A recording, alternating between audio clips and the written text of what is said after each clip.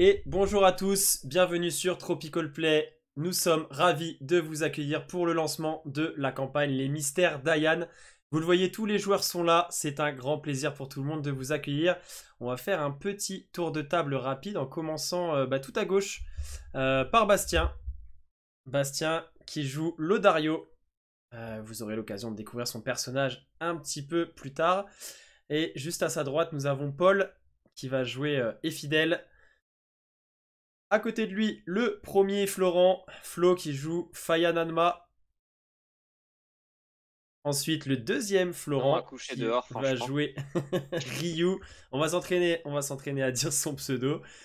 Et enfin, tout à droite, Camille qui va jouer Koshiko. Eh bien, écoutez, c'est un réel plaisir de lancer cette campagne. On a mis les petits plats dans les grands.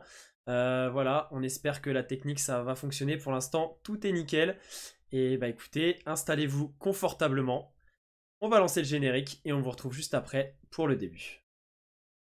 Ayan, un monde fantastique, en paix depuis 3000 ans.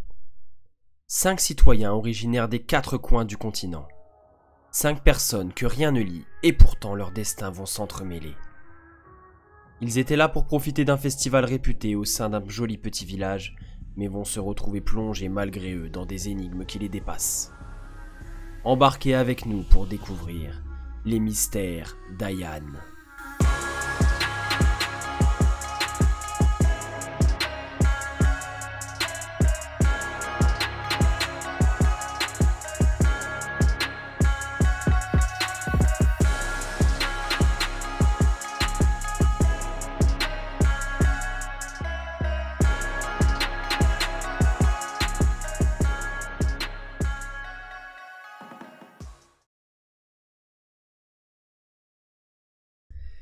Bien. Et donc on va débuter cette campagne sur le continent d'Ayan en l'an 3540 après Saidai. Nous sommes au début du printemps dans un petit village nommé Tamagawa qui se trouve ici au bord d'un lac. Et la caméra va s'approcher de manière aérienne au-dessus de ce village qui semble, en cette fin de matinée, très animé. Très animé, beaucoup plus qu'à l'accoutumée. Il y a vraiment beaucoup de monde dans les rues, un petit village de pêcheurs habituellement assez calme. Et aujourd'hui, il y a beaucoup de monde. Il semble y avoir pas mal d'agitation, d'animation.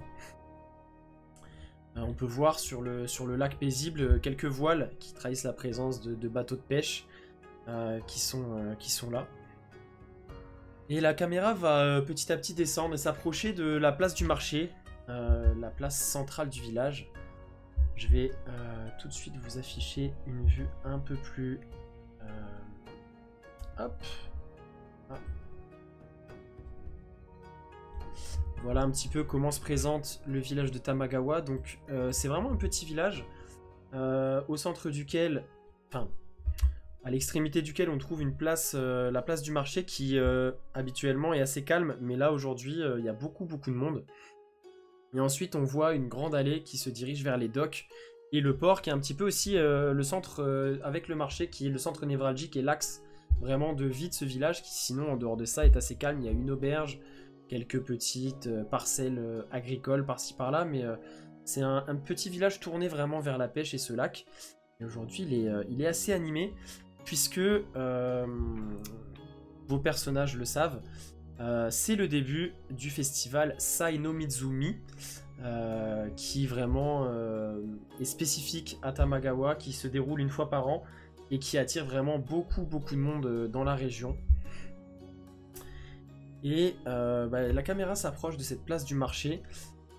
Sur laquelle, enfin, du coup, à une des extrémités de cette place du marché, on a donc cette fameuse auberge, la seule auberge du village qui s'appelle le Repos du Pêcheur, qui pour l'occasion vraiment a mis beaucoup de tables en extérieur sur cette espèce de grande terrasse qui donne sur la place du marché.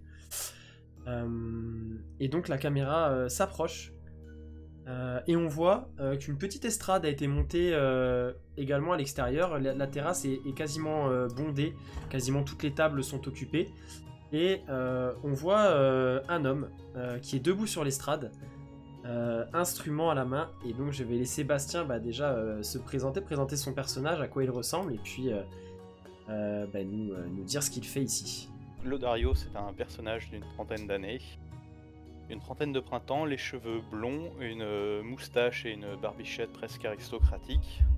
Il est actuellement sur l'estrade, un luth à la main, et s'apprête à entonner une petite ballade.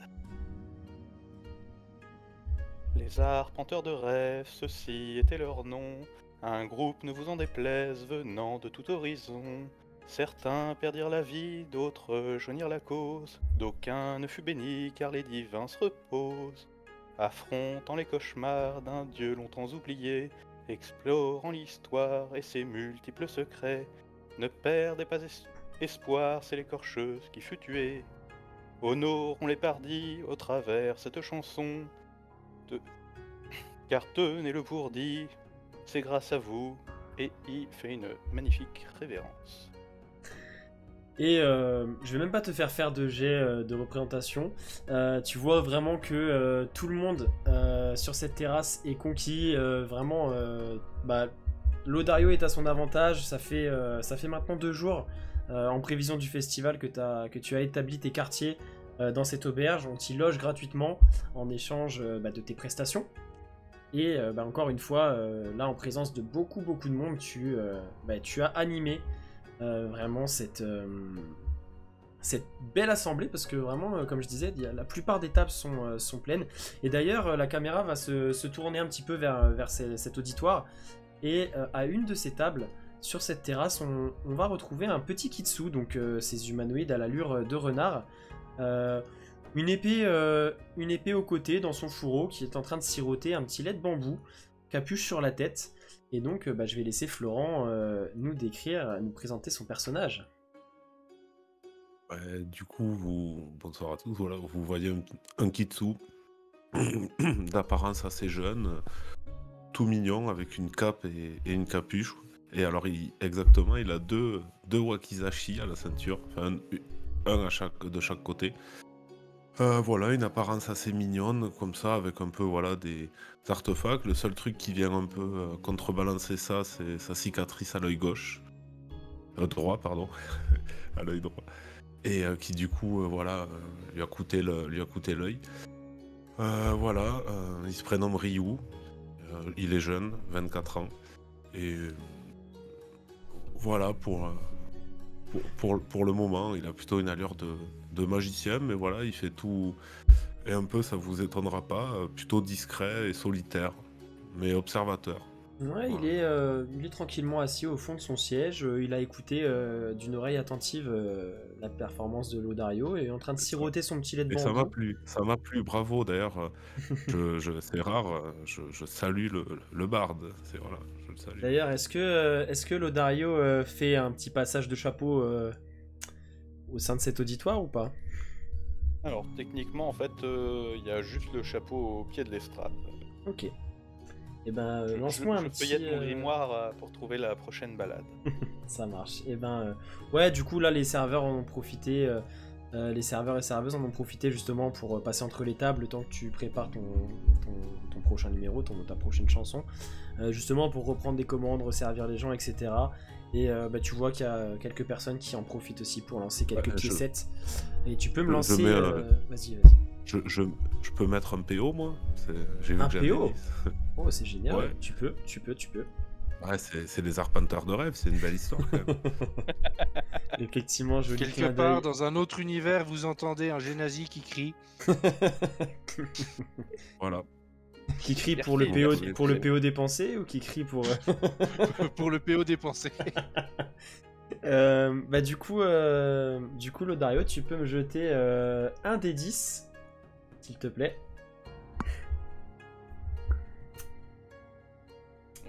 Tu vas récupérer du coup 10 pièces d'argent et le PO supplémentaire qui t'a été généreusement donné par Ryu. Merci bien, merci bien. Et la caméra en fait sur le moment a repris un petit peu de hauteur et s'est tournée vers cette espèce d'allée.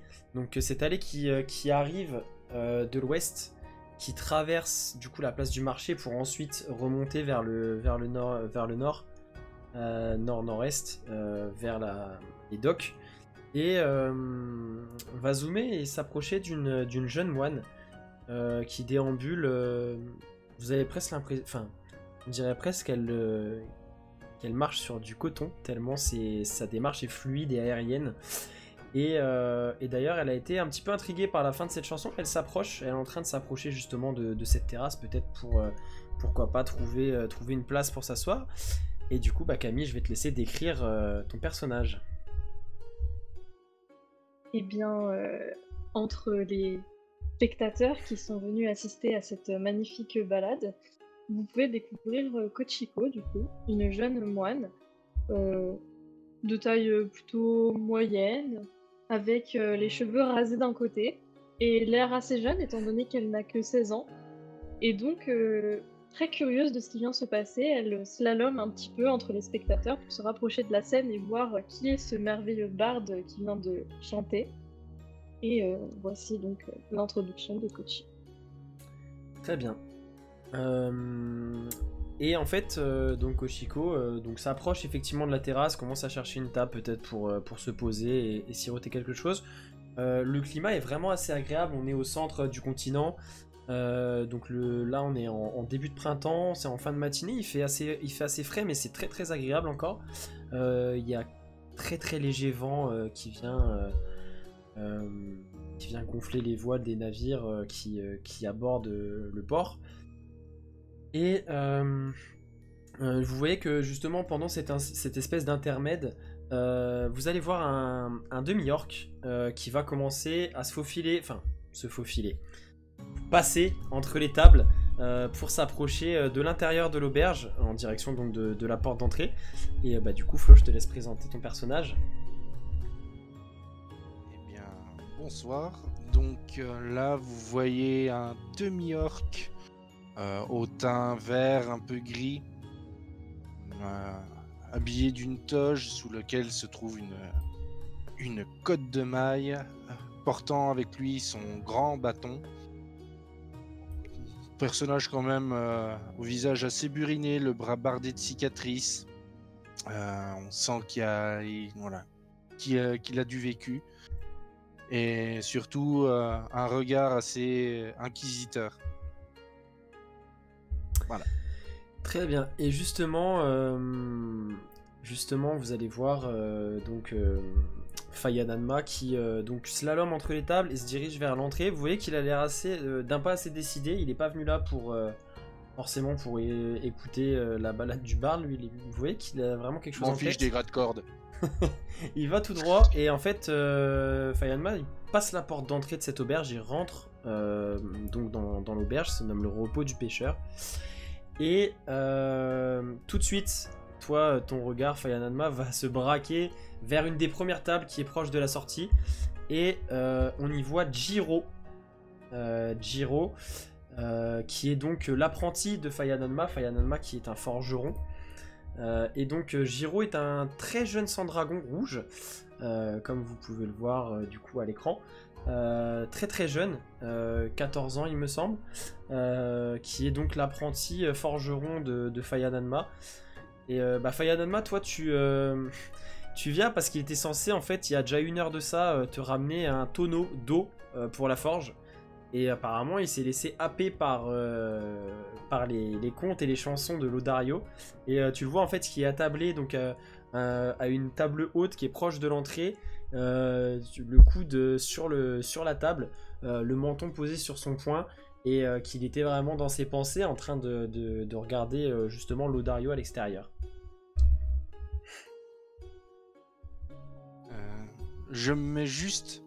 J'apparais d'un coup dans son champ de vision. Il va avoir un petit mouvement de... Oh mince. La boulette. Oui, la boulette, oui. Tu prends le tonneau, on y va. Ah oui, pardon Fayananma, on y va. Mais franchement, c'était Oui. trop chouette cette chanson. T'aurais dû être là. Hein. Et il Oui, va, mais du coup... justement, j'étais pas là, j'avais besoin de toi. Vous avez vos habitudes hein, tous les deux dans cette auberge, donc tu vois Jiro qui se faufile derrière le comptoir et qui disparaît donc dans l'arrière-cuisine. Et tu vois une femme qui vient vers toi. Tu la reconnais tout de suite, c'est Nori, donc une des, enfin la tenancière de l'auberge. Donc c'est un couple qui tient cette auberge. Et Nori, donc une humaine, une quarantaine d'années, une femme assez quelconque physiquement, avec des cheveux châtains coiffés dans un chignon vraiment assez simple, avec son petit sourire chaleureux. Elle a un tablier par-dessus sa robe. Elle a l'air quand même assez occupée parce qu'il y a du monde hein, dans l'auberge. Et donc elle s'approche de toi. Et Fayananma, je profite que t'es là. Tu vois qu'elle baisse un petit peu la voix, elle s'approche presque pour te parler à l'oreille, parce qu'il y a un peu de brouhaha aussi forcément dans l'auberge.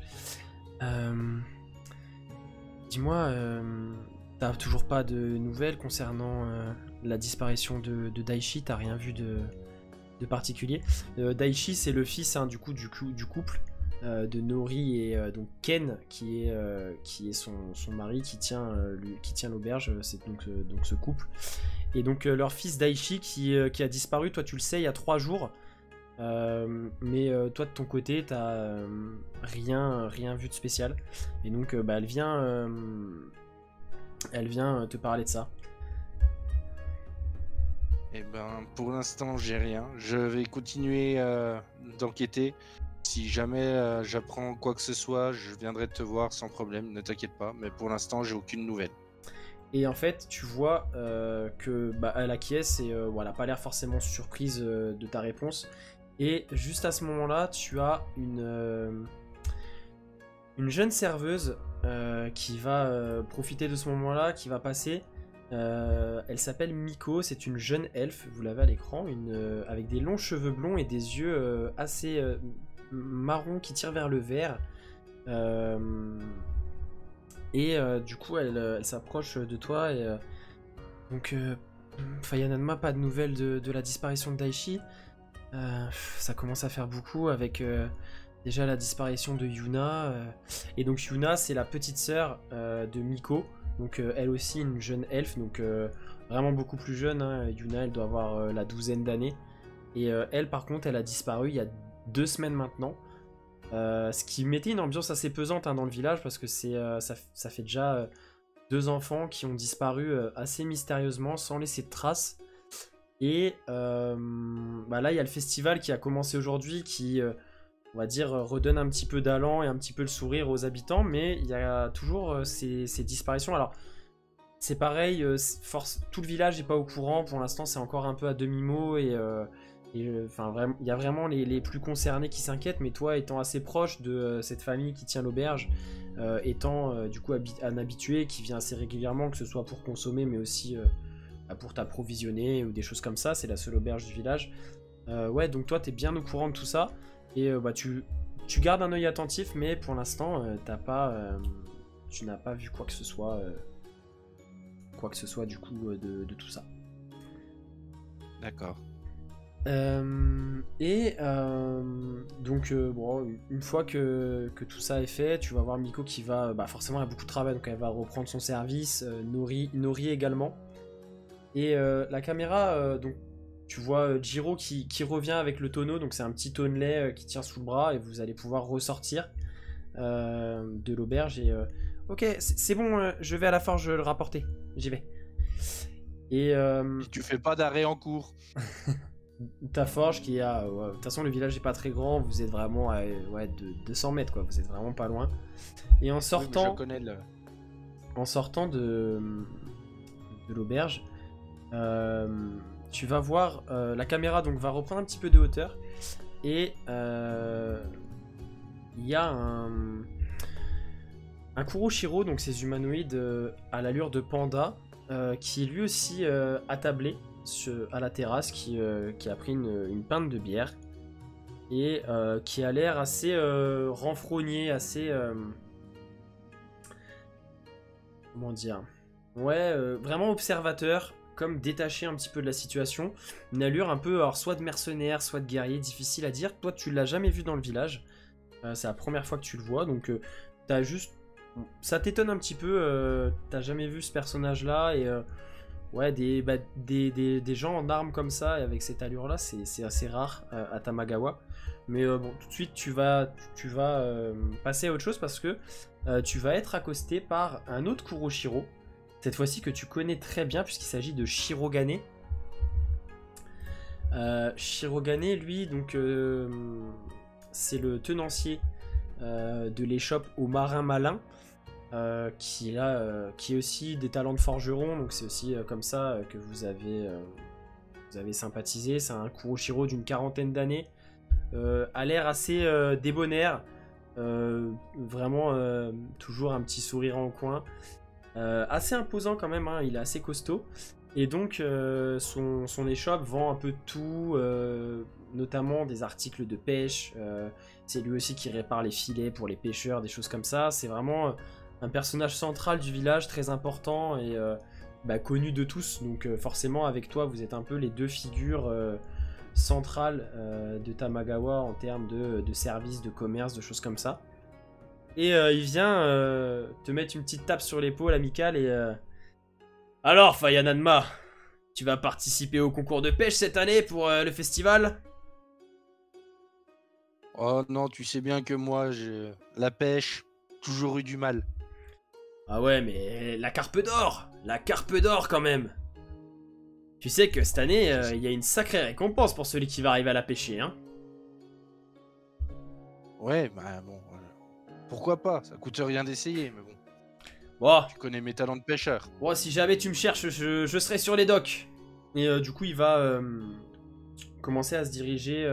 En fait, il va prendre cette allée qui part vers les docks, justement, donc qui commence à sortir du village et qui d'habitude donc est vraiment un simple chemin de terre avec... il y a un peu de pavés, mais ça reste quand même assez sommaire. Mais du coup, qui pour l'occasion, pour le festival, est bordé des deux côtés d'exposants, comme dans une brocante avec des étals surmontés de toiles d'ombrage. Il y a un peu de tout. Et donc, juste avant d'entamer ce chemin, il y a un des derniers bâtiments avant de sortir du village en dur, avant d'attaquer comment dire, les étals et les stands un petit peu plus éphémères du coup. Le dernier bâtiment sur la gauche, c'est un atelier que tu connais, même si t'es pas forcément fan de ce qui s'y fait et du travail. Enfin, c'est pas forcément ta tasse de thé.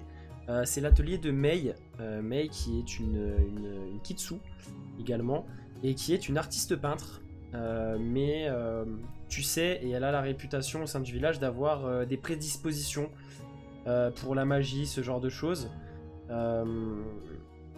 Son atelier qui s'appelle les couleurs de l'esprit, elle a tendance souvent à relier l'esprit des gens avec la peinture, et elle est capable de parfois traduire des visions ou des choses comme ça sur ses peintures. Et du coup il y a quand même pas mal de monde qui se regroupe autour de son atelier. C'est une des curiosités du festival. Alors que là tous vos personnages entendent, tous ceux donc, qui sont à l'auberge ou aux alentours, sur la place du marché, la crieuse. Alors du coup c'est une kitsu aussi qui s'appelle Yuna, Y-U-N-A, qui a l'habitude d'être à la criée aux poissons sur les docks le matin au retour de pêche, et qui là du coup fait les annonces. Oyez braves gens, oyez oyez, vous êtes tous invités à vous rendre sur les docks pour le concours de pêche, la carpe d'or. La carpe d'or, celui qui pêchera ce poisson fabuleux qui a été relâché dans les eaux du lac ce matin se verra attribuer une récompense fabuleuse d'une valeur de minimum 100 pièces d'or. Je vous laisse le suspense, n'hésitez pas à nous rejoindre sur les docks, plein d'embarcations sont à votre disposition. Et puis, eh bien, bonne visite du festival et amusez-vous bien. Et vous voyez qu'elle va continuer ses annonces un peu partout, elle s'éloigne en continuant à faire ça. Et d'ailleurs, le panda le Kuroshiro qui était assis à cette table que tu n'avais jamais vu, Fayananma, n'est plus là. Tu remarques du coin de l'œil, après bon, tu passes vite à autre chose. Et la caméra du coup va commencer à se diriger vers cette allée. Et on voit se dirigeant justement vers cet atelier où il y a pas mal de monde. Ça a l'air assez... qui a l'air justement assez curieuse. Une femme brune vraiment très belle. Qui justement se dirige d'un pas assuré en direction de cet atelier. Et je vais laisser Paul nous décrire son personnage.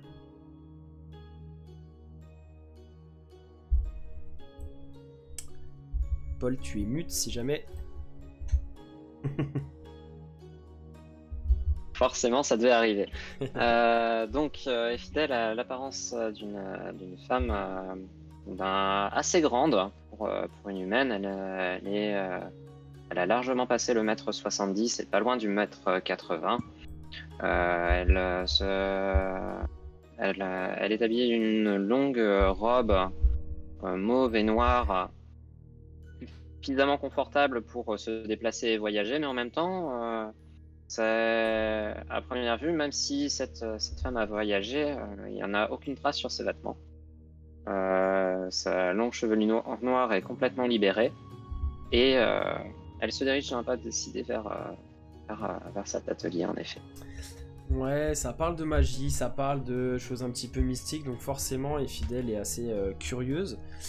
Et effectivement, quand tu t'approches, tu te ferais un petit chemin parmi les curieux qui commencent à se masser un petit peu. En fait, tu vas voir que donc Mei, je vais peut-être pouvoir vous l'afficher, voilà. Donc Mei, une jeune Kitsu à l'allure vraiment très souriante, très espiègle, de grands yeux dorés, avec un kimono dans les tons blancs, avec un gros nœud rouge noué sur l'avant de sa tenue, et qui justement, tu vois qu'elle a pris quelqu'un de l'assistance qui est venu s'asseoir sur un petit tabouret à côté d'elle, et donc elle a sorti un chevalet avec une toile vierge dehors, vraiment sur le devant de sa boutique qui donne sur le chemin, on va dire. Et elle commence à peindre, mais tu vois qu'elle peint les yeux fermés, c'est assez étrange. Et la personne, alors elle commence à peindre une sorte de paysage, et la personne qui est cobaye entre guillemets semble vraiment abasourdie, comme si elle était en train de lui révéler quelque chose. Enfin, tu sais, comme quand on fait une caricature super bien faite, ou vraiment, ça a l'air d'être choquant. Tu vois qu'elle peint assez rapidement pendant quelques minutes. Vous, les autres, si vous le souhaitez, en fait, vous pouvez parcourir un petit peu l'allée. Alors, soit vous êtes resté à la taverne, soit vous parcourez un petit peu les allées du festival, suivant vos envies. Mais en tout cas, si vous êtes dans les parages, effectivement, ça va attirer votre curiosité parce que justement, les passants commencent à se masser de plus en plus. Et vous voyez qu'elle termine cette peinture assez rapide, avec donc une espèce de fresque, un paysage de plaine herbeuse avec quelques arbres et un personnage allongé. Alors, vous êtes assez loin de la toile, toi, Fidèle, tu t'es un petit peu approché, donc tu vois un peu mieux. Effectivement, ça semble être un Kuroshiro qui est allongé. C'est un jeune Kuroshiro qui a été justement pris comme cobaye par Mei. Et il a l'air, tu sais, vraiment les yeux écarquillés. Et il dit c'est ce qui est arrivé à mon père il y a une semaine. Et il a fait un malaise et est tombé alors que on partait au champ. Comment avez-vous pu... En fait, vous voyez qu'il est vraiment complètement choqué. Et Mei lui adresse un grand sourire. Je peux voir le passé, mais aussi l'avenir. Et elle va continuer à terminer cette peinture et elle va ajouter un deuxième personnage. Et donc on voit ce jeune Kuroshiro donc elle est en train de peindre et qui vient relever donc ce qui semble être son père à terre sur cette peinture. Et le numéro se termine comme ça, les gens applaudissent à tout rompre. Et elle va offrir la toile au jeune Kuroshiro qui va serrer ça contre lui et s'éloigner, mais toujours l'air vraiment choqué par ce qui s'est passé. Et vous voyez Mei qui relève un peu les yeux dans l'assistance et qui cherche du coup peut-être une autre personne qui serait intéressée. Et du coup, Fidèle, toi, est-ce que tu serais intéressé pour participer à ça ou pas? Je vais la chercher du regard justement, jusqu'à ce que je vais vraiment la regarder de manière très fixe pour vraiment capter son regard. Très bien. Et donc effectivement, elle va tout de suite, vos regards vont se croiser et tu vois ses grands yeux dorés qui s'arrêtent sur toi. Ah, madame! Ah, écoutez, venez. Est-ce que vous seriez intéressé par une de ces jolies peintures? Est-ce que vous êtes curieuse de connaître votre avenir? Bien, ma foi, pourquoi pas? Et donc, les autres personnages, si jamais vous êtes aux alentours, vous allez pouvoir assister à cela. Vous voyez Mei qui va inviter Fidèle à s'asseoir sur un petit tabouret, donc à côté de son chevalet. Elle va installer une nouvelle toile sur ce chevalet, une toile vierge. Et tu vois qu'elle va juste poser légèrement la main sur ton épaule, fermer les yeux. Et elle va avoir des petits soubresauts. Et elle va dire tout bas. Du coup, je vous invite tous et toutes, mis à part et Fidèle, à me faire un petit test de perception, s'il vous plaît, pour voir si vous entendez ce qu'elle va dire, ce qu'elle va parler à voix basse. À l'attention des fidèles, mais peut-être qu'avec un beau jet de perception, vous seriez capable d'entendre quelque chose.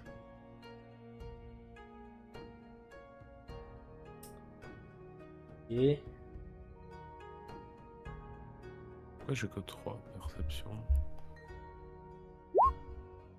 Hop, très bien. Tac, tac, tac. Ok. Eh bien, du coup, tout le monde, mis à part Lodario, vous allez pas saisir tout ce que va dire Mei, mais vous allez saisir quelques bribes, quelques mots. Vous allez entendre lourd passé, et vous allez entendre également beaucoup de morts. Voilà les mots que vous allez réussir à saisir. Et Fidèle, toi tu vas entendre l'intégralité, je te dirai à part ce que tu entends. Mais elle va te... Bon, c'est des choses que tu sais déjà, mais en tout cas, elle va... ça te surprend parce que elle a réussi à détecter pas mal de choses de ton passé. Et elle te dit... Et donc là, elle dit à voix haute, bien, je vais maintenant essayer de voir si je peux capter quelques...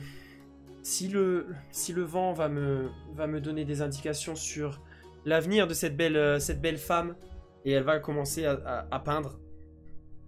Et tu vois, elle peint beaucoup de bleu. Ça ressemble à une étendue d'eau. Beaucoup de bleu. Et tu vois qu'elle marque une pause. Mais si, ça semble être vrai, ça semble être ça. Et elle va se laisser aller complètement à peindre. Elle va peindre une espèce d'île qui serait au milieu de cette étendue d'eau.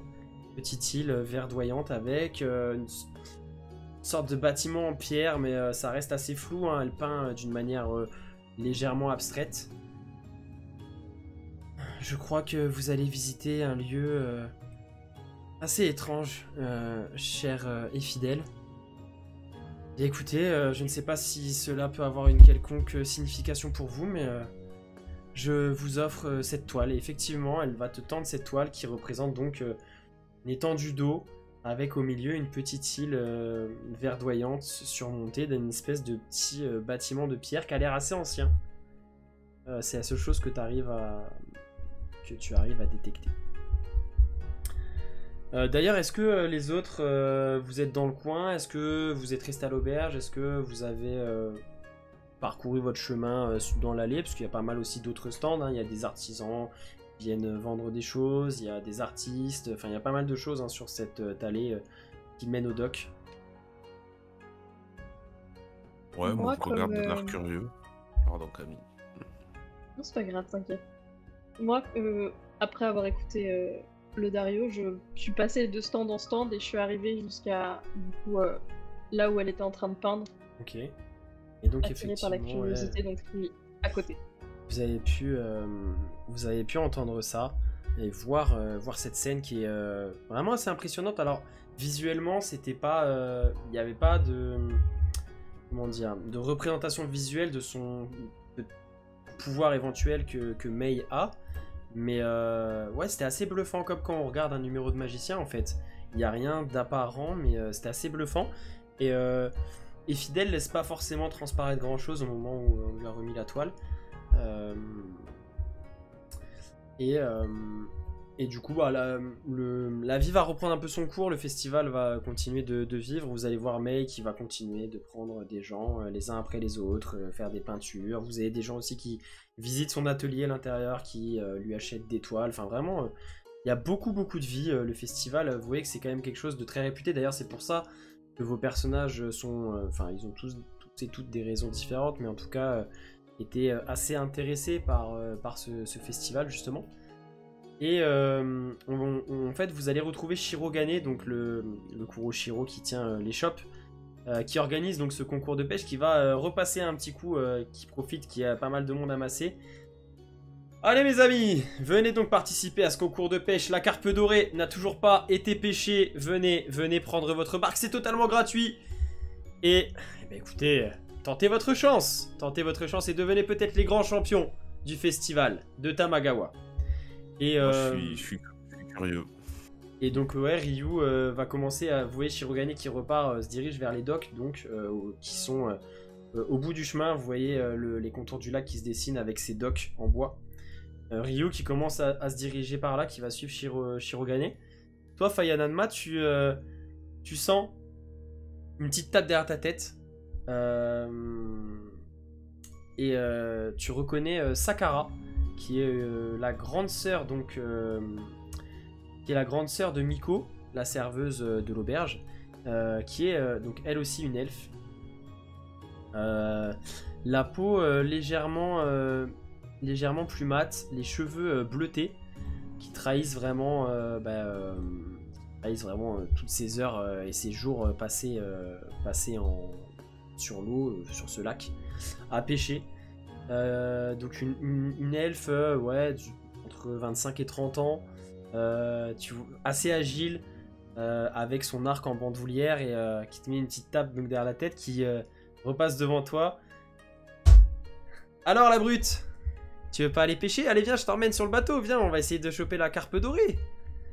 Ça fait des années que je rêve de l'attraper, personne n'a jamais réussi à la pêcher. Allez, viens m'aider. Je pousse un gros soupir. Et je dis, tu veux pas emmener Giro plutôt à la place? Ah, mais Giro... Ça lui ferait Qu'est-ce qu'il a, Giro? Bah, Giro, je pense qu'il a peut-être plus besoin de continuer à s'aguerrir sur la forge, non? Et tu lui as pas laissé des petits trucs à faire? Et effectivement, toi, J'ai surtout peur qu'il foute le feu à la forge, c'est pas pareil. C'est vrai que tu sais que pendant le festival, t'as moins de travaux d'importance, et du coup, c'est aussi l'occasion pour toi de profiter du festival et de laisser Giro, faire des petites réparations, s'entraîner sur des petites pièces qui sont pas très importantes, qui valent pas trop cher, des petites choses. Et effectivement, toi, en ce moment, t'as pas forcément de grosses pièces sur le feu. En tout cas, t'es plutôt libre. Et c'est pour ça aussi que Sakara profite de ce moment-là pour t'embêter un petit peu. Allez, viens, on va au dock. J'ai mon bateau qui est amarré. Viens, on va pêcher là. Ah, allez, c'est parti. Je te préviens, c'est toi qui rames. Et donc vous dirigez tranquillement vers les docks. Il y a des stands de part et d'autre de l'allée. Et au fur et à mesure que vous approchez des docks, il y a de moins en moins de monde, puisque on arrive sur la fin donc, de cette allée entre guillemets marchande du festival. Et on arrive donc sur ces... Alors ça fait une espèce de place pavée. Donc il y a donc un amas de caisses, c'est là aussi où se déroule la criée aux poissons. Il y a 2-3 étals qui donc là sont vides puisque on est vraiment en fin de matinée. le retour de pêche est déjà terminé. Bon, Fayadanma, t'as l'habitude d'aller là en tant qu'habitant et tenancier de cette forge, t'as l'habitude aussi de venir acheter du poisson de temps en temps.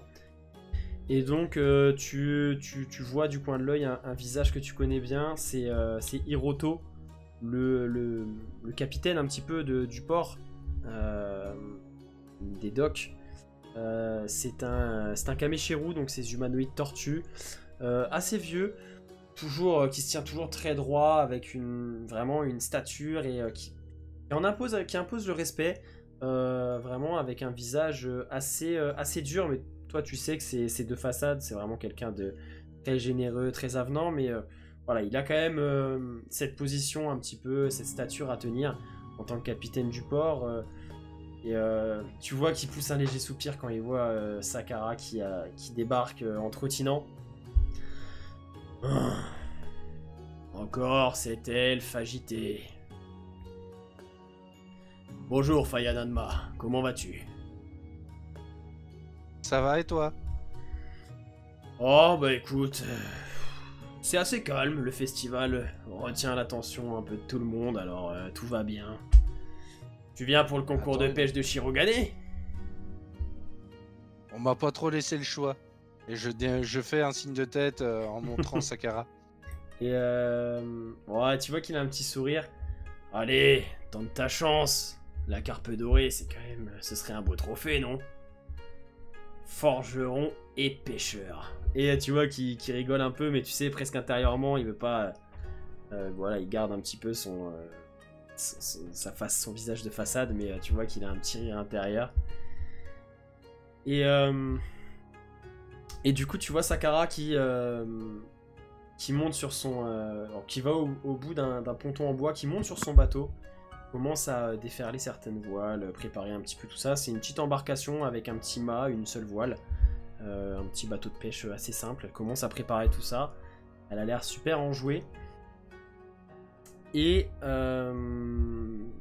fais-moi un petit test de perception, s'il te plaît. Et Ryu aussi, parce que je crois que t'étais... toi aussi, t'étais dans le coin. Et les autres, d'ailleurs, je sais pas si vous aviez suivi, si vous étiez curieux par rapport à ce concours de pêche ou pas, ou si vous êtes encore dans l'allée du festival. Mais en tout cas, ceux qui... Moi, je suis curieux par rapport à ce concours de pêche. Donc bah, si t'es dans le coin, fais-moi un jet de perception. Donc, tous ceux qui sont sur cette petite place, j'ai décrit partiellement tout à l'heure, mais... donc, c'est une petite place pavée, avec des caisses, quelques étals, etc. Et donc les 2-3 bateaux qui sont amarrés. Bah écoutez, vous avez tous fait des très beaux jets. Et donc en fait, il y a vraiment... Alors effectivement, il y a beaucoup moins de monde autour. C'est très très calme ici. Vraiment, il y a très peu de curieux qui commencent à arriver pour le concours de pêche. Et vraiment...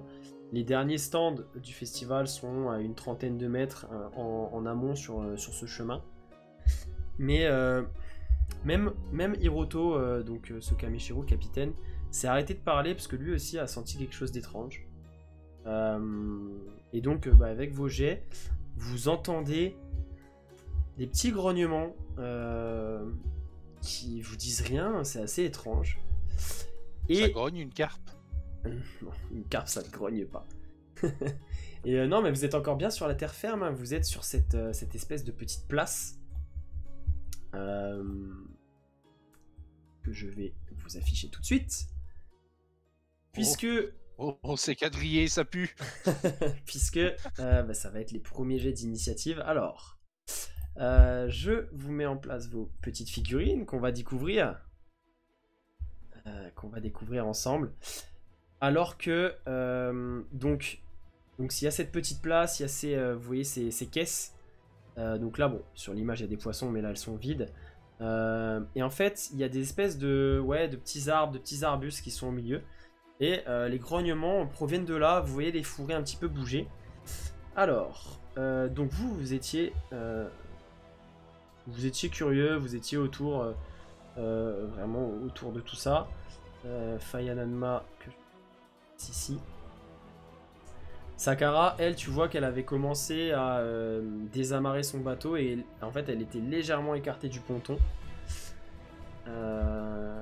hop.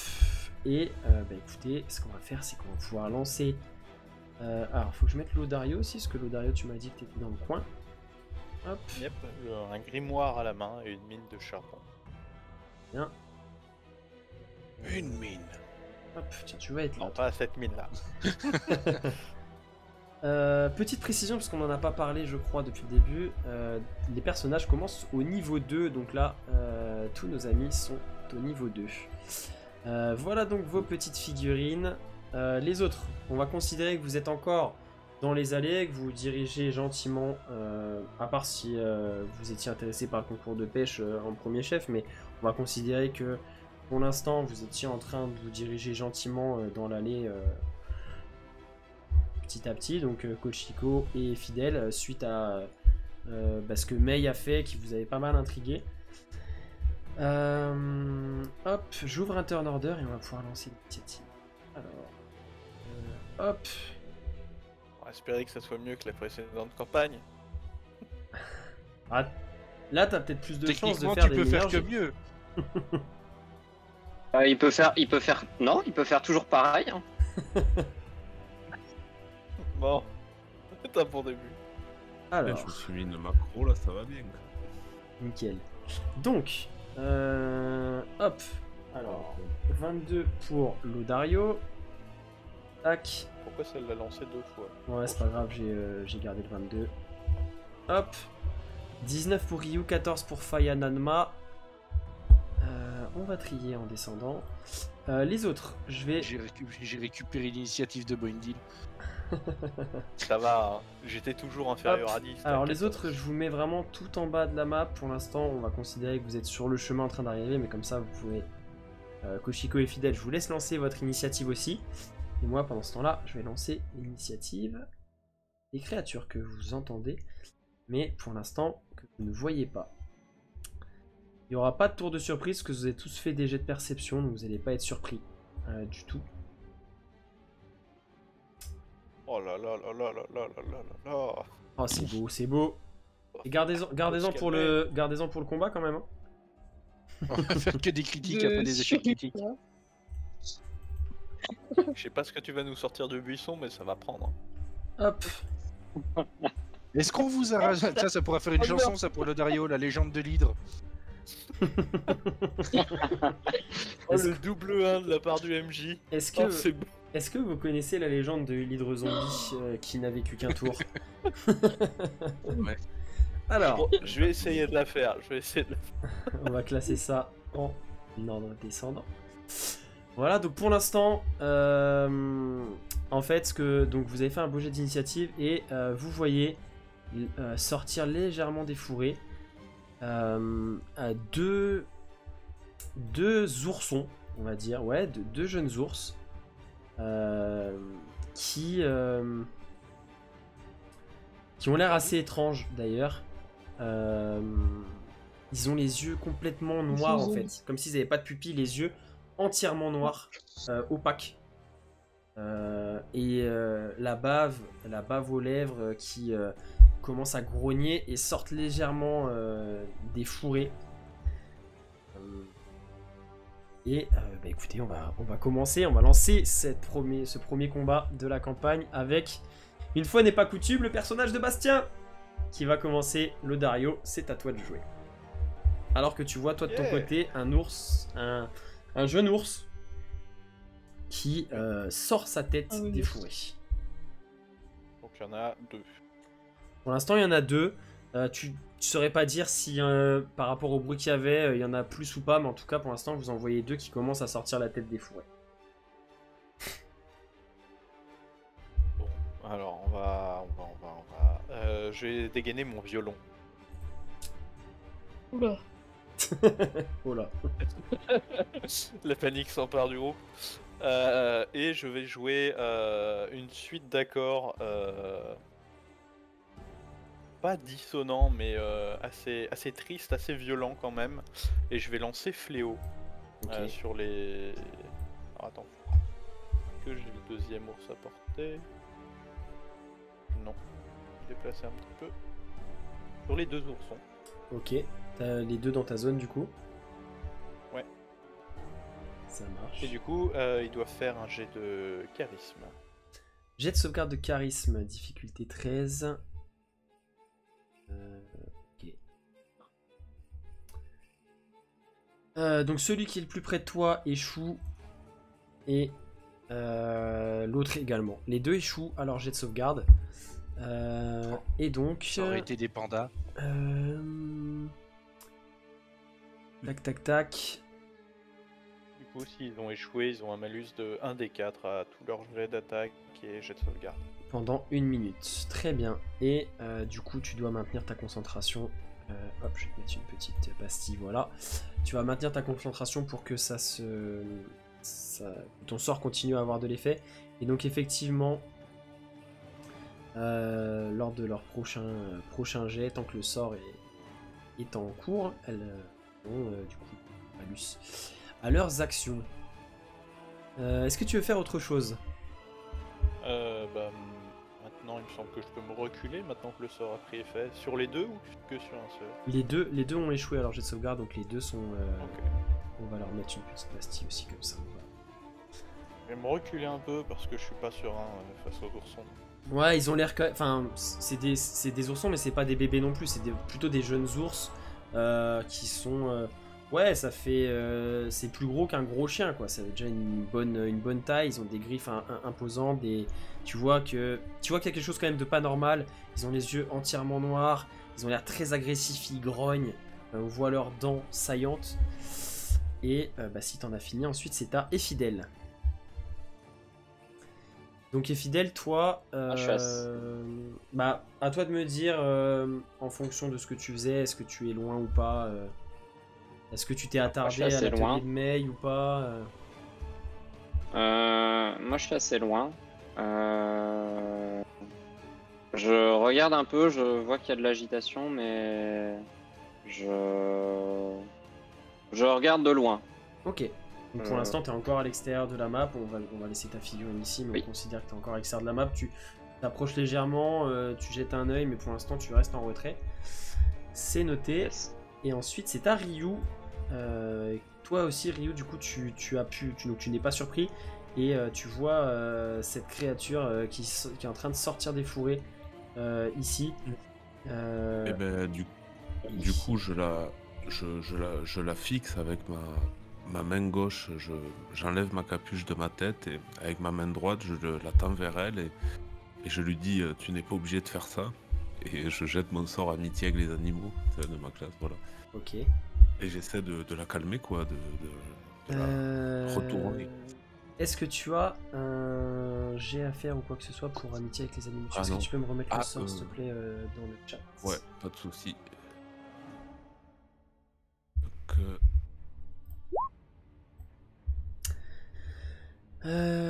Ok. Là. Alors, il faut que je check son intelligence. Ça marche. Elle a moins de 4. Donc le sort. Donc elle a un jet de sauvegarde de sagesse. À faire. Elle doit du coup soustraire un des 4. Ouais. A priori, j'ai pas envie de me battre contre un animal. Bon, il n'y aura pas besoin de soustraire le D4 puisqu'elle fait un très mauvais jet. Donc elle échoue à son jet de sauvegarde. Et donc elle est charmée pour... Donc toi tu dois... Ah non, il n'y a pas de concentration, pardon, je dis non. Donc en fait, elle est juste charmée pendant 24 heures. Si un de mes amis ici présents porte la main dessus, ça annule le Donc en fait, sort. vous voyez tous, vous voyez Ryu qui tend effectivement sa main, ferme légèrement les yeux et chuchote quelque chose. Et vous voyez l'ourson qui... un léger... se redresse légèrement, vous voyez que ses babines se referment un petit peu, tout de suite avec un air moins agressif, et il semble légèrement se calmer. Et donc effectivement elle est dans l'état charmé, ce qui fait qu'elle ne pourra pas t'attaquer ou te cibler, et toi tu as un avantage à tes jets pour interagir avec la créature. Par contre ça ne l'empêchera pas d'attaquer d'autres personnes, mais en tout cas toi effectivement tu l'as charmé. Est-ce que tu veux faire autre chose, Ryu? Bah du coup, je vais légèrement m'avancer vers elle en me décalant. Voilà, pour rejoindre un peu tout le monde, et voilà. C'est la fin de mon tour. Ça marche. Et donc après toi, c'est ta Kochiko. Kochiko qui du coup elle aussi était dans l'allée, tu te dirigeais donc tu étais en train aussi de voilà de flâner et de t'as entendu parler de ce concours de pêche, ça t'amuse un petit peu, tu t'es en train de te diriger vers là. Donc à toi de me dire si ce que tu souhaites faire du coup vu que c'est ton tour. Est-ce que tu souhaites tu vois t'es pas non plus si loin, donc tu vois que ça a l'air de s'agiter, qu'il y a des créatures assez étranges qui sont en train de sortir des fourrés, qui vont s'en prendre à des gens, notamment le bard que tu as entendu performer tout à l'heure. Et du coup, à toi de me dire ce que tu souhaites faire.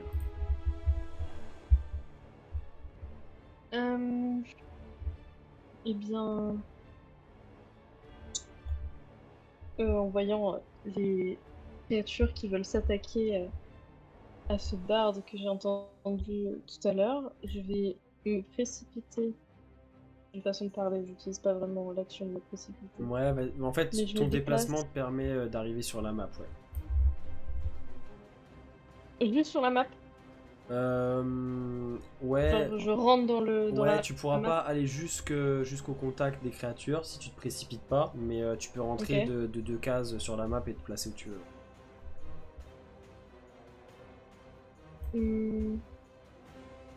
Bah, je vais me précipiter du coup. Ok. Donc, par combien de cases de déplacement du coup en précipitant? Bah ça te double, alors du coup, déjà ton déplacement normal, tu peux faire une case supplémentaire vers la direction que tu souhaites. Et ensuite, du coup, bah t'as une nouvelle fois ton déplacement. Donc toi, tu as, si je dis pas de bêtises, 12 mètres. tu as 9. 12 mètres. Tu as 10 cases. Déplacement. 12 mètres.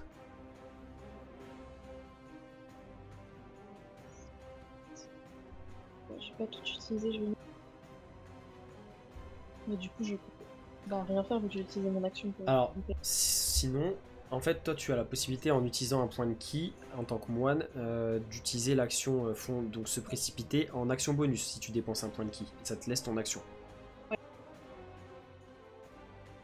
Si tu veux. Je vais faire ça. Du Yes. coup, ouais, désolé, je maîtrise pas encore Non, ma t'inquiète. fiche. Du coup, tu as les points de ki dans tes consommables à côté de tes munitions. Et donc, du coup, tu as juste à décompter un point de ki qui est utilisé. Et donc, ça te permet de te précipiter en action bonus et donc de bénéficier encore de ton action sur la fin de ton tour. Et donc, vous voyez cette jeune moine qui se précipite. Elle a l'air de presque léviter, enfin de se déplacer d'une manière extrêmement rapide, fluide, aérienne presque. Et vous la voyez en un instant arriver au contact de la créature. Et bien, je suis au contact et donc du coup, j'arrive en me précipitant, j'attrape mon bâton et en criant un truc du genre hé, le touche pas, oui, avec autant de charisme, je le frappe d'un grand coup de bâton. Est-ce que tu prends ton bâton à 2 mains? J'imagine que oui.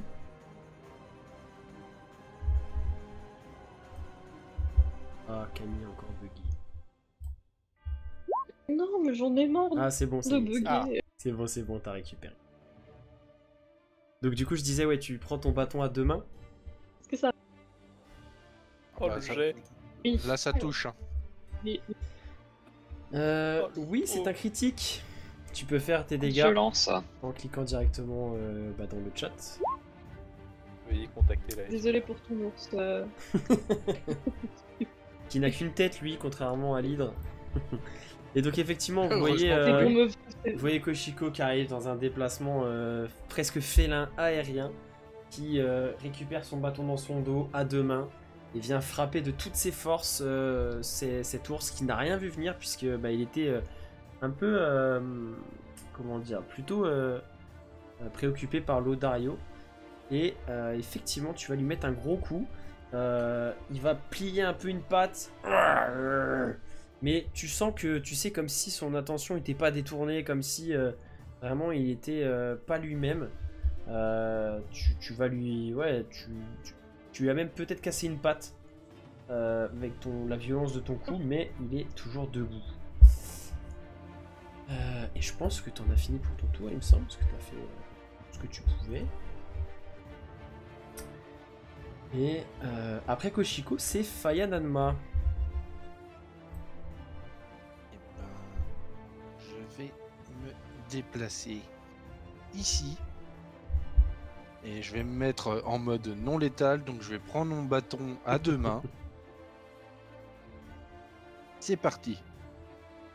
Et tu touches. D'accord, un forgeron qui se bat au bâton.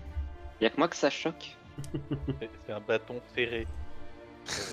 Ah, c'est ça que j'ai manqué. Ok. Alors, c'est non Voilà. létal, mais tu le mets au sol quand même. Tu arrives, tu le surprends presque. Un coup d'épée à la nuque et tu vois qu'il se désunit un peu, tombe au sol. Il est hors de combat. Est-ce que tu veux faire autre chose? Tu ne risques Je pas vais- d'attaque d'opportunité.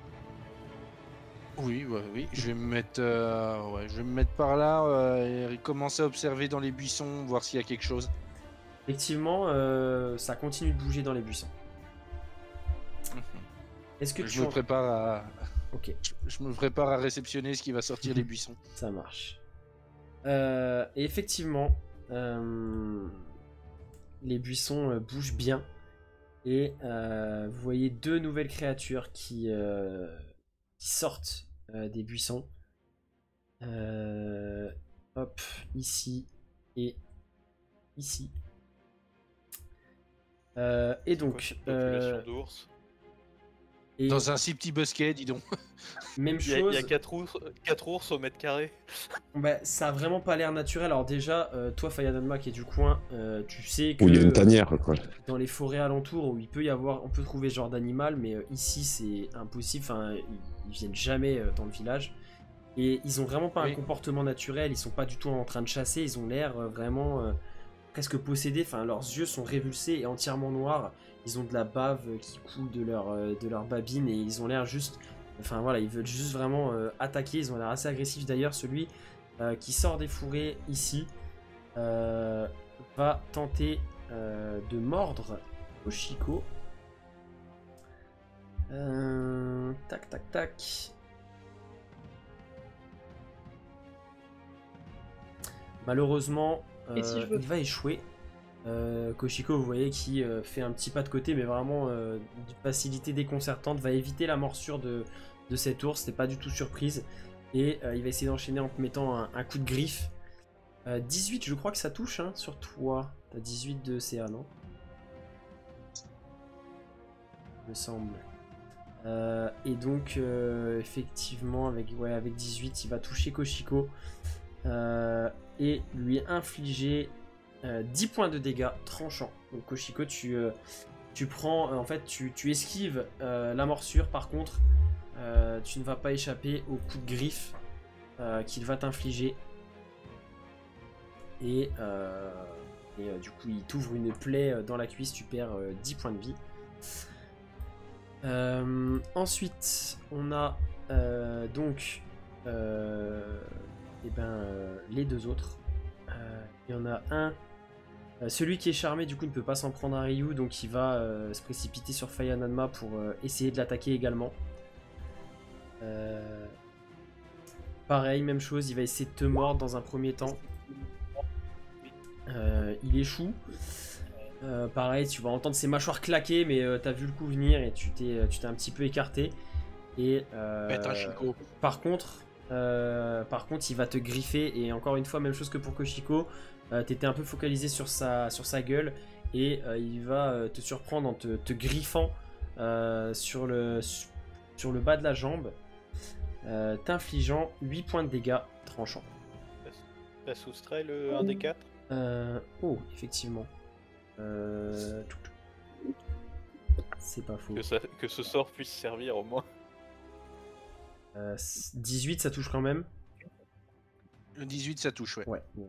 Et par contre, c'est pas, il n'y a pas sur les dégâts. Hein. Non, pas sur c'est Ok, que c'est sur les juste jets pour toucher, d'attaque et de ça marche. sauvegarde. Donc du coup, ouais, il touche et pour Koshiko, bah du coup pour Koshiko tout à l'heure, ça aurait pas dû toucher. Non. Ah non, c'est pas le même. Koshiko, Non, non, il était pas affecté. C'est pas le même, c'était un nouveau. Donc on est bon, on est tout bon. Et donc ouais, effectivement, tu subis 8 points de dégâts tranchants. Pendant que le dernier, du coup celui qui est sorti au dernier moment, lui va s'attaquer à Ryu. Va lui aussi essayer de le mordre et de le griffer. Mais il va complètement se rater. Ryu, vous voyez, qui est quand même assez agile, il va bondir 2 fois et esquiver les 2 attaques de l'ourson. Ils en est fini pour leur tour. C'est à Lodario de jouer. Ok. Mais J'ai il vu m'attaque. la chère moine et ce cher forgeron se faire griffer. Est-ce qu'il y en a un qui est en état grave? Bah tu vois Koshiko quand même elle a pris ouais elle a pris elle a une belle plaie qui saigne. Ok. Alors. Ben, je vais me rapprocher de Koshiko et je vais lancer un sort de soin Ok. sur elle.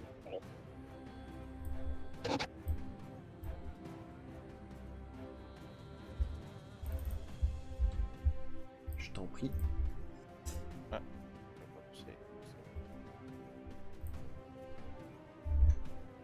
Toujours pas. Ça va lancer tout d'un coup. Bon, attendez. Ok. Donc du coup tu le fais avec ton instrument aussi. Alors non, j'ai l'instrument à la main. D'une main, je vais jouer une note Yes. sur mon violon et de l'autre, je vais poser la main au niveau de la blessure. Très bien. Très bien, très bien. Et donc ouais, vous voyez et du coup Koshiko, tu récupères Quel 4 points de vie. Alors que Et Lodario ensuite, te soigne. je vais me positionner en tenaille. La tenaille. Afin d'éviter de retendre une perche. Ok. Et ensuite, c'est à Effidel. Est-ce que tu souhaites toujours rester à l'écart ou est-ce que tu approches? Ça a l'air d'être intéressant, donc je vais avancer. Ok. Je vais utiliser un trait de feu sur celui qui est aux prises avec le Kitsu, Ok. avec notre cher Kitsu. Ben, vas-y, je te laisse faire ton jet.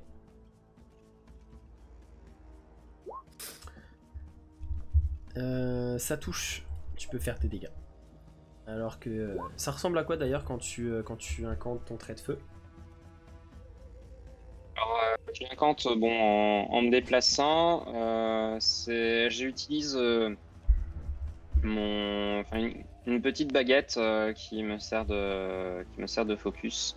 Ok. Et le trait sort de cette baguette directement en direction de l'ourson.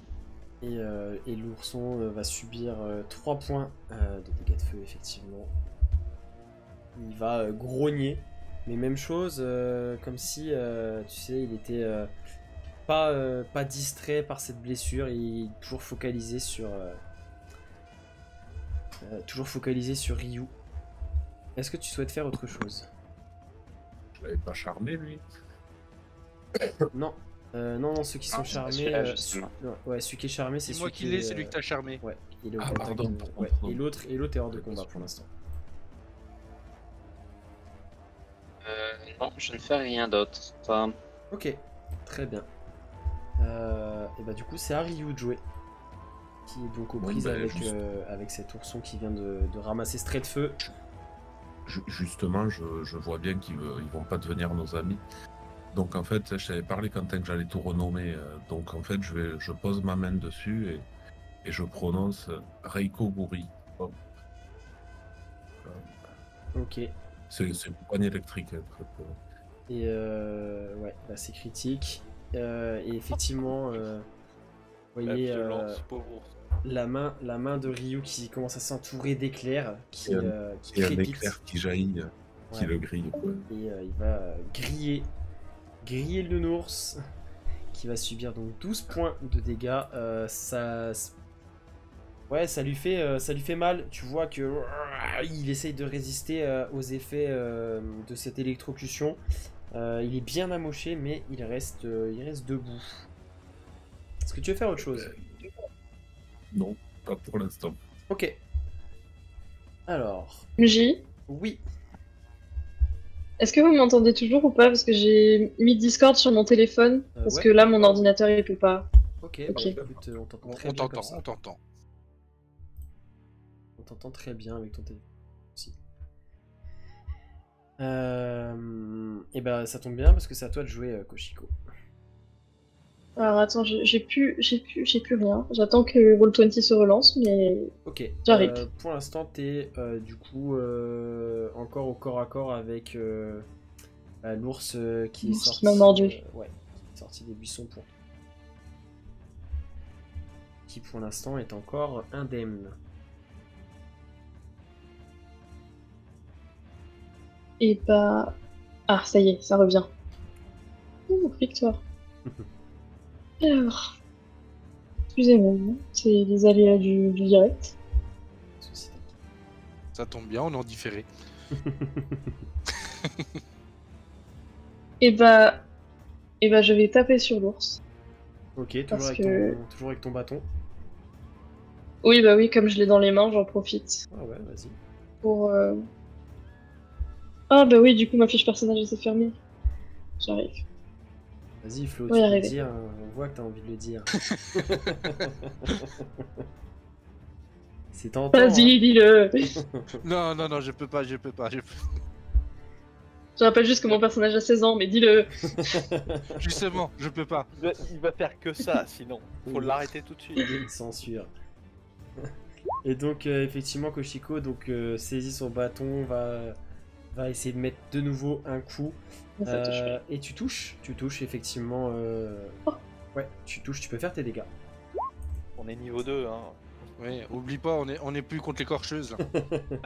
Ouais. Bah, ça reste. Les classes d'armure à 20, c'est fini. Ouais, ils ont l'air d'être. Il y a quelque chose qui cloche chez eux, mais ça reste des jeunes ours, donc c'est pas non plus des créatures ultra dangereuses. Et donc, ouais, tu vas le frapper dans le flanc. Tu sens une côte qui cède un petit peu sous le coup de ton bâton. Et il subit donc 7 points de dégâts. Est-ce que tu souhaites faire autre chose?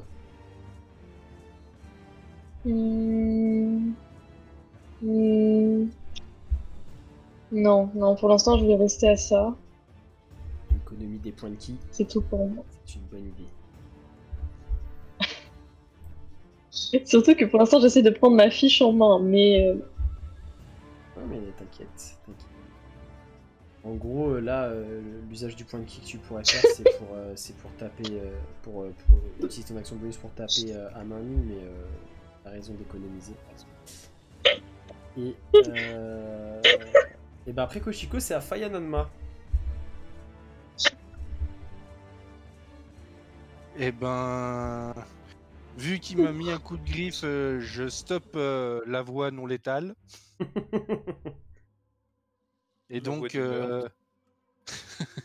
donc je vais ouvrir mon bâton pour le déclipser pour y sortir mes 2 lames. Yes, et bah vas-y, décris-nous ça, parce que c'est la première fois que tout le monde va avoir l'occasion de voir ça. Alors, vous me voyez prendre mon bâton par le milieu et en appuyant sur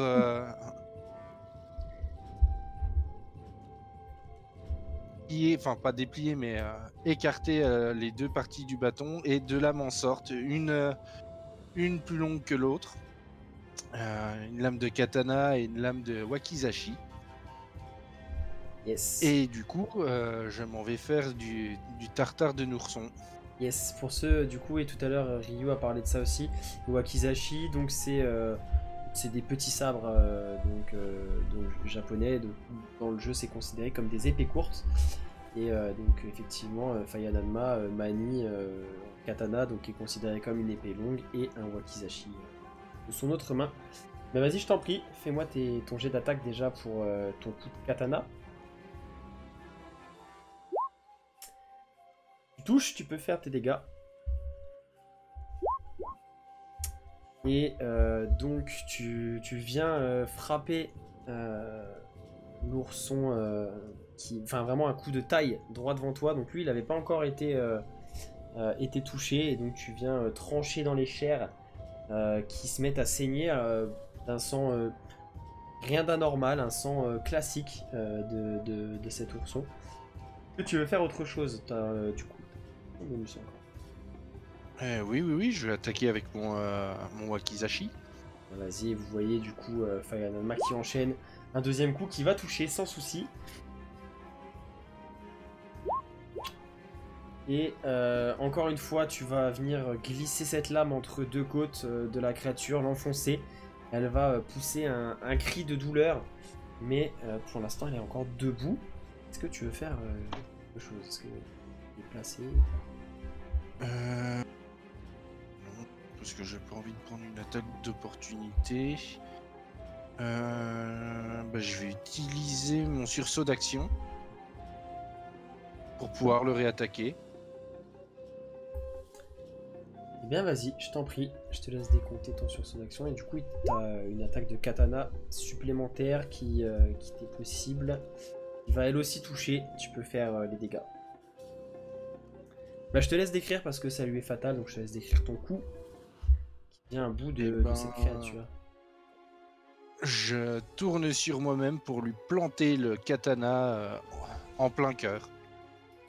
Et l'ourson qui donc pousse un dernier soupir et s'effondre à tes pieds. Du coup là tu peux te déplacer sans crainte d'attaque d'opportunité si tu le souhaites. Et je vais aller au contact.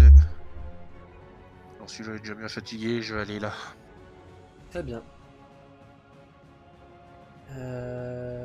Si t'as fini ton tour, ça va être aux créatures. Et là j'ai terminé mon tour. Aux créatures de jouer, donc effectivement celle qui est au corps à corps de Ryu va de nouveau essayer de l'attaquer. Encore une fois avec ses crocs, puis ses griffes. Est-ce que 16... faut que je fasse le D4, parce que Oui. 16 ça doit toucher. Non, mais... t'as pas à faire le D4. Ah non, il est pas concerné Oui. lui. Il n'y en a plus là au Il y en a D4. plus qui sont concernés. Et donc du coup, Bah, il va te mordre le bras. Tu vas pas réussir à te dégager à temps. Par contre, le coup de griffe va te rater. Parce que dans le mouvement de douleur, tu vas t'écarter un petit peu de lui. Il va te mordre, tu vas sentir ses crocs s'enfoncer dans ton bras. Et tu vas subir donc 5 points de dégâts perforants. Et du coup, il en reste un autre qui est au contact de Koshiko. Il va continuer à s'acharner sur elle puisque elle l'a blessé. De nouveau essayer de te mordre et de te griffer. Mais t'es bien dans ton combat, t'es bien alerte, tu vas facilement esquiver ces deux attaques. Et on débute un nouveau tour avec Lodario.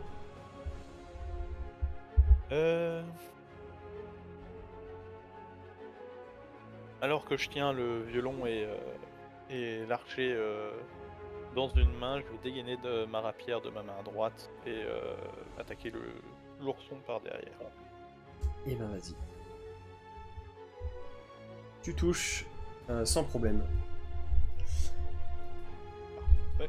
Et tu vas planter ta rapière dans le dos de la créature qui va subir 6 points de dégâts perforants. Pareil, même chose, elle commence à saigner assez abondamment, mais elle est encore debout. Est-ce que tu veux faire autre chose? Je vais me décaler juste d'un cran pour voir s'il n'y a pas encore autre chose dans les buissons. Non, là ça. D'un coup d'œil. Première vue, il n'y a plus, y a pas grand chose qui bouge là dans les. Alors du coup, c'est des petits arbustes. Il y a des petits arbres et au pied de ces petits arbres, il y a des fourrés, des arbustes. Non, ça a l'air d'être plus calme en tout cas. Ok. Et ensuite, après Y a toi, pas la maman. c'est Effidel. Après avoir fait un trait de feu sur le même, je vais faire un rayon empoisonné. Très bien. Ça touche.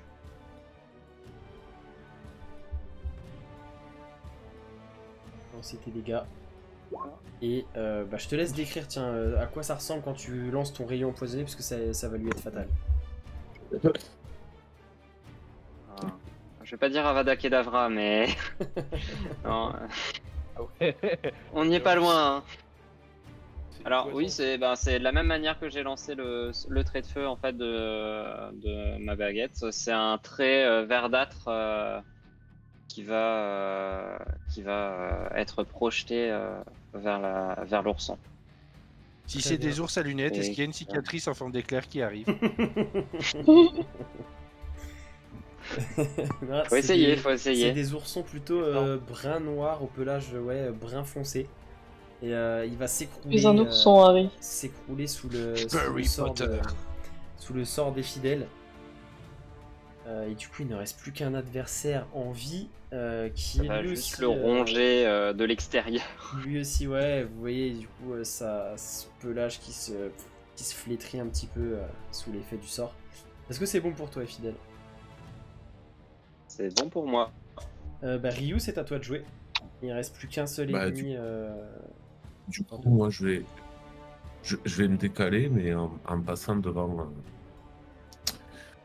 Elfidèle, je vais la regarder, je vais lui faire un petit sourire, ça rappellera un souvenir à Paul et à Nessette, même campagne, même début. Et je vais me décaler, hop là, et je vais, tadadam, lever ma main, j'avais oublié de dire, mais j'ai comme une fourche de poils blancs dans mon pelage roux au niveau de mes mains. Et je vais jeter un petit Can Ray, hop là, voilà, Ok. non. Can, là, ouais. Et hop, c'est bon. C'est le trait de feu, du coup. Ah, attends. Ouais, c'est trait de feu, pardon. Non, il n'y a pas de souci. Et donc, effectivement, Ryu qui va tendre la main, prononcer son incantation et un trait de feu qui va partir. Ça touche évidemment et tu vas m'infliger 2 points de dégâts de feu. Tu vois des petites légères petits départs de feu, petites flamèches qui prennent sur son pelage mais qui s'éteignent assez rapidement. Il est vraiment mal en Foutre le feu au point. bosquet? Il est mal en point mais il est encore vivant. Est-ce que tu fais autre chose? Non, c'est la fin de mon tour. Très bien. Et ben Kochiko, peut-être que tu auras l'honneur de clôturer ce premier combat. Créature qui est mal en point à ton corps à corps. Mal en point? Ouais, tu vois qu'elle Très a bien. plusieurs plaies, elle saigne, là elle vient de prendre un trait de feu, vraiment ses forces commencent à la quitter. Eh bien, je jette un coup d'œil derrière moi au Kitsu qui vient de lancer le trait de feu. Ok. Et avec détermination, je serre mon bâton entre mes mains et je tape du plus fort que je peux. Et ben vas-y. Oui, je mets un peu de RP maintenant. Vous avez vu, c'est nouveau. Ouais. Pourquoi tu rigoles?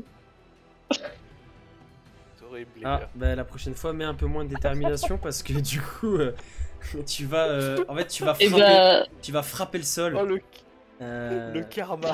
Ouais, tu vas frapper le sol, tu vas complètement le rater, mais il a même pas bougé, hein, il est vraiment mal en point, il arrive même pas il esquisse même pas un mouvement, c'est toi qui te rates complètement. Tu voulais vraiment mettre fin à tout ça et tu te dis allez, c'est mon premier fait d'armes et tu vas saisir ton bâton à 2 mains, lancer un énorme coup, mais t'es emporté par ton élan, tu vas fracasser la terre battue juste à côté de la créature.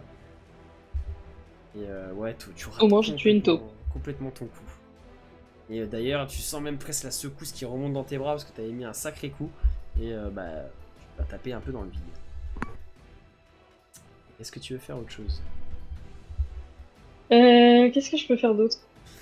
Et ben, il me semble que tu peux, en dépensant un point de ki, si tu le souhaites, tenter. Si je dis deuxième pas de attaque. bêtises. Ouais, tu peux dépenser un point de ki et t'as le droit à 2 attaques à main nue via déluge de coups. Vu que tu as utilisé ton action pour attaquer, tu peux utiliser un point de ki pour que ton action bonus te serve à mettre 2 attaques à main nue. Et bah, je vais faire ça, hein, Et ben, pour vas-y. pas me ridiculiser plus que ça devant les copains. Vous voyez Kochiko qui se concentre, puise en elle dans son énergie mystique. Dépenser son dernier point de ki pour envoyer un déluge de coups. Vas-y, fais ta première attaque de corps à corps à main nue. Je fais juste attaque à main nue. Ouais, attaque à main nue, t'as le droit, du coup, déluge de coups, ça t'en donne 2. La première va toucher, fais les dégâts. Et bah, je te laisse décrire ton attaque, comment ça se passe, puisque ça lui est fatal. En frappant le sol, du coup, bah, je laisse mon bâton pour me redresser, prendre une grande inspiration, une concentration presque puisée au fin fond de moi, et puis j'assène un grand coup bien placé, et je l'achève. Un gros coup de poing sur le museau, et vous voyez la créature qui d'un coup devient molle comme une poupée de chiffon, s'effondre au sol, sans vie. Le calme revient. Maintenant que vous reprenez un peu conscience de ce qui se passe autour, vous voyez que les alentours ont été désertés, vraiment la plupart des gens ont fui. Il y a Sakara qui était monté sur son mât, sur le mât de son bateau, qui dérivait légèrement un petit peu au large de ses pontons. D'ailleurs, et sur les 4 créatures, il y en a une du coup que Fayanadma n'a pas achevé. Elle est KO, hein, elle est vraiment hors de combat, elle est inconsciente, mais elle respire encore régulièrement. À vous de voir si vous souhaitez l'achever ou Je vais l'observer. Je vais me rapprocher de la créature vivante et la regarder, pas trop près non plus, mais Ok, bah tu peux suffisamment me pour essayer faire de voir est-ce que... un petit jet de nature si tu veux.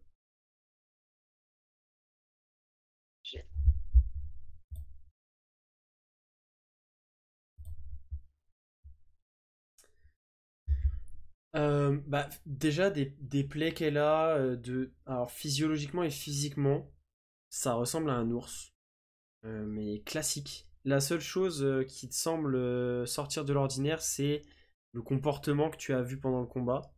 C'est assez étrange qu'un ours se comporte comme ça. Et ses yeux complètement révulsés et entièrement noirs. Et encore maintenant, en fait, tu vois que même inconscient, si tu soulèves la paupière, ses yeux sont entièrement noirs. Tu vois pas de pupille, tu vois pas d'iris, rien du tout. Je vais prendre le temps de faire une détection de la magie.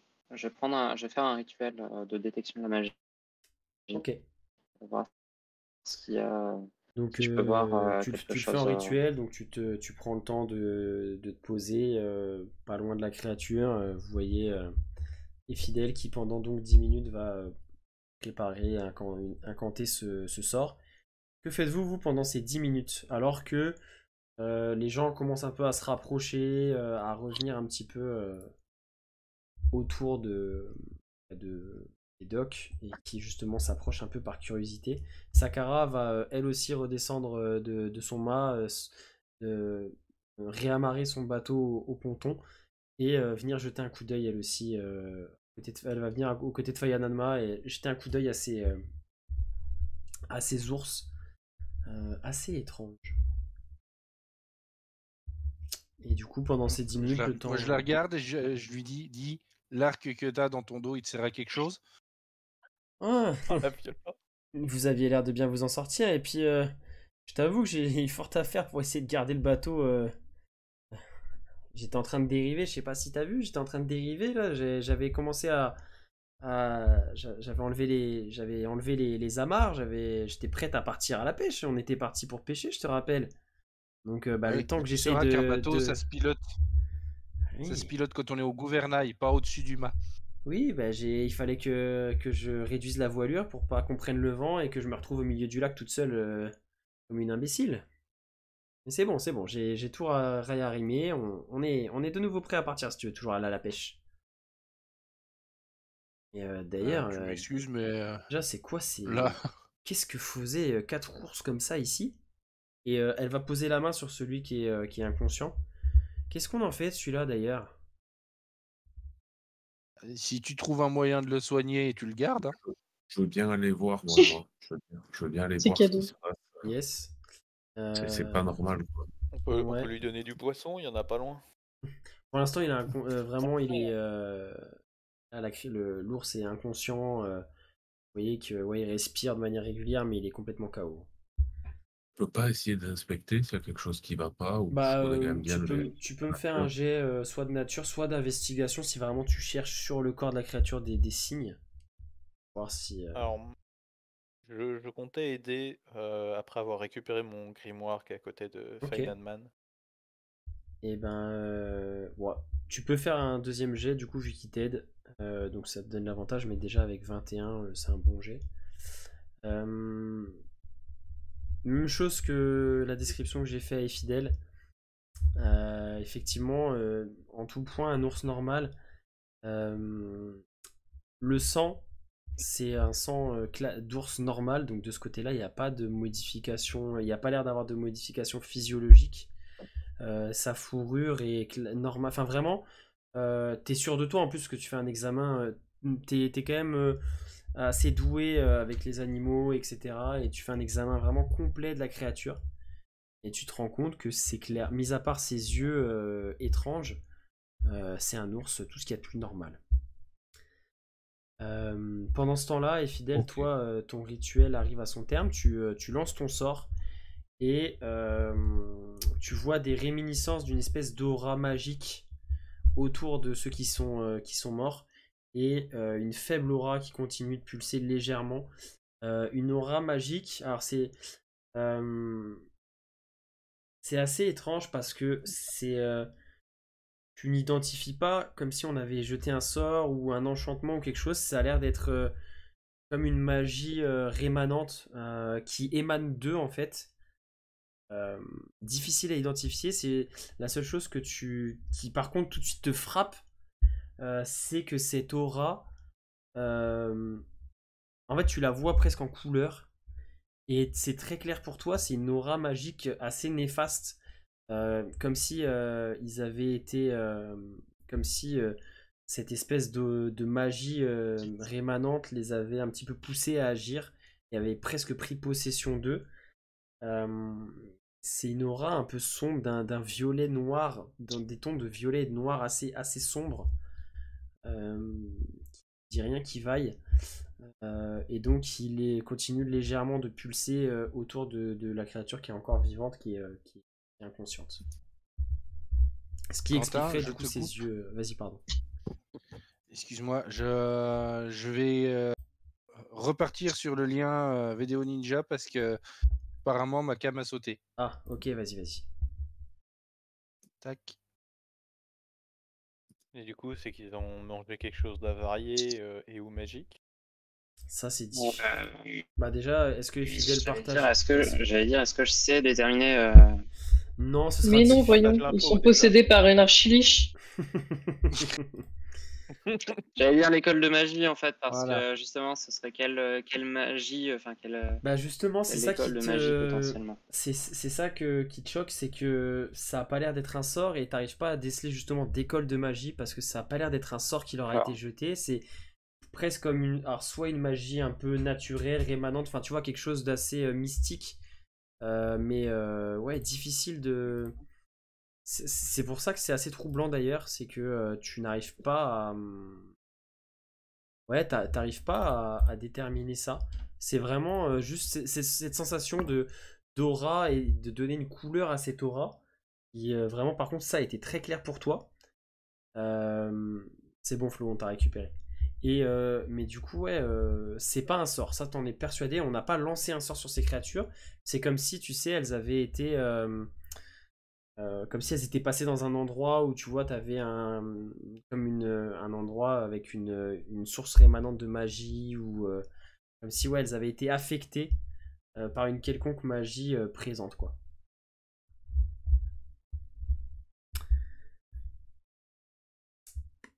Et bah du coup, Alors, à vous de me dire ce que vous souhaitez faire donc avec la créature qui est encore au sol. Alors moi je me délaisse un petit peu de la créature, je vais inspecter nos 3 blessés. Est-ce qu'il y a des blessures graves ou est-ce que ça peut attendre en fait? Bah, je laisse les Ça pratiques va, vous intéresser. c'est un petit truc, je suis preneur. signaler. Bon, ça pique, mais ça va, quoi. Ouais, bah déjà, effectivement, sur Il Koshiko, manque un poumon, mais ça va, ok, d'accord. sur Koshiko, tu vois qu'elle avait elle avait pris ouais, un bon coup de griffe, donc elle a une plaie assez impressionnante que tu as réduit, mais qui est toujours présente et qui saigne encore un peu. Ok. Et pareil, Ryu, lui, il a Ryu, c'est à le poignet. des grosses marques de crocs sur le bras qui saignent un peu, mais non, il n'est pas non plus à l'article de la mort, quoi. J'ai pas vu le trottoir. Et Fan. Créature qui est inconsciente, si je lui. Non, moi ça va, t'inquiète pas La pour moi. créature. Vas-y, dis-nous tout, fidèle. La créature qui est inconsciente, si je regarde ses yeux, enfin que je soulève ses Ouais. paupières, ils sont toujours Ils noirs. sont toujours noirs. En fait, l'intégralité du globe oculaire est opaque et noire. Je vais pas réfléchir, je vais lui attraper le dessus de la tête et je vais lui faire une belle poignée électrique. Et bah, ça suffira pour la. Voilà, je fais la bestiole. Ouais, effectivement. Et du coup, la créature qui cesse de respirer et qui se fait électrocuter. Et du coup, effectivement, bah, il y a pas mal de gens qui commencent bah, du coup, à s'approcher de vous. Il y a quelques applaudissements qui commencent à fuser de la foule. On vous félicite, on vous remercie. Vous avez du coup de nouveau Hiroto, le capitaine du port, qui revient, petite tape dans le dos de Fayanadma. Ah, merci Fayanadma. Et merci à tes Pas de rien. nouveaux compagnons de fortune ou d'infortune, je ne sais pas comment le dire, mais en tout cas, tout le village vous doit une fière chandelle. Et alors que effectivement tout commence à reprendre un peu son cours, vous voyez déjà qu'il y a Hiroto va donner quelques ordres, il y a deux pêcheurs qui arrivent, qui commencent à prendre les corps des créatures et qui les balancent dans le lac, en fait, sans plus de précaution que ça. Ils les jettent dans l'eau et vous voyez les corps qui commencent à dériver légèrement Ça va être sympa pour la pêche. sur le lac. Mm. Et Bouffe de l'ours, les carpes. Et alors que vous voyez cette scène, donc Hiroto qui remet Hiroto et donc ces pêcheurs qui balancent ces oursons à l'eau, vous sentez le sol qui se met à trembler. Vraiment, alors c'est difficile de déceler d'où ça vient. Ça semble trembler de partout. Les gens commencent à paniquer légèrement, regarder un peu autour d'eux. Qu'est-ce qui se passe encore, mec? Mais ça recommence, qu'est-ce qui se passe? En fait, le tremblement va rester uniforme, en fait. C'est un tremblement qui va durer peut-être 1 minute. Et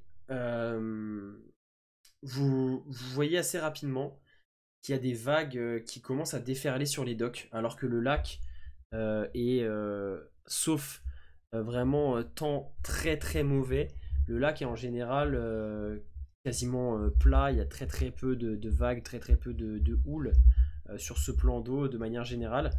Mais là, il commence à y avoir des vagues et vous voyez les bateaux qui sont amarrés qui commencent à frapper contre les pontons.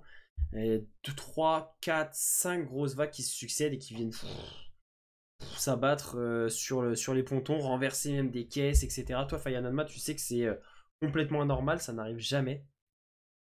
Et ce qui attire aussi votre attention, deuxième chose, c'est que alors que le temps est extrêmement clair,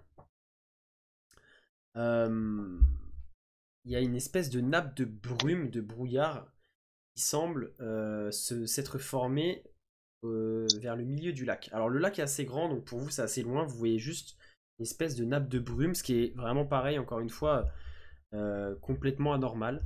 Une nappe de brume se formait au milieu de ce lac.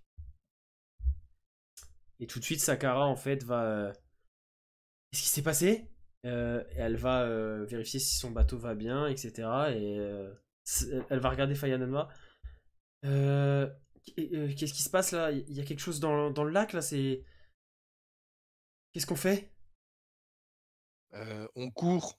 Parce que si les vagues elles arrivent à cette vitesse-là, on Alors, va c'était potentiellement pas non finir. plus un tsunami, Ah, hein, c'est juste que vous avez vu des vagues peut-être de 1 mètre de haut, c'est pas non plus un tsunami, hein, c'est juste que c'est... Vous, ça vous a choqué parce que c'est vraiment complètement anormal, le lac, et d'habitude, c'est vraiment comme une mer d'huile, hein, clairement, il n'y a pas de courant. En fait, le lac est alimenté seulement par une cascade, mais le lac est vraiment grand, donc ça a aucun impact sur cette rive-là. Et donc, il y a dû y avoir quelque chose qui s'est passé dans le lac, puisqu'il y a plusieurs vagues qui sont venues déferler, et là ça se calme en fait. Comme quand il y a un bateau qui passe ou qu'on a lancé un énorme objet dans l'eau, en fait ça fait des premières ondes, et là petit à petit ça s'espace et ça se calme.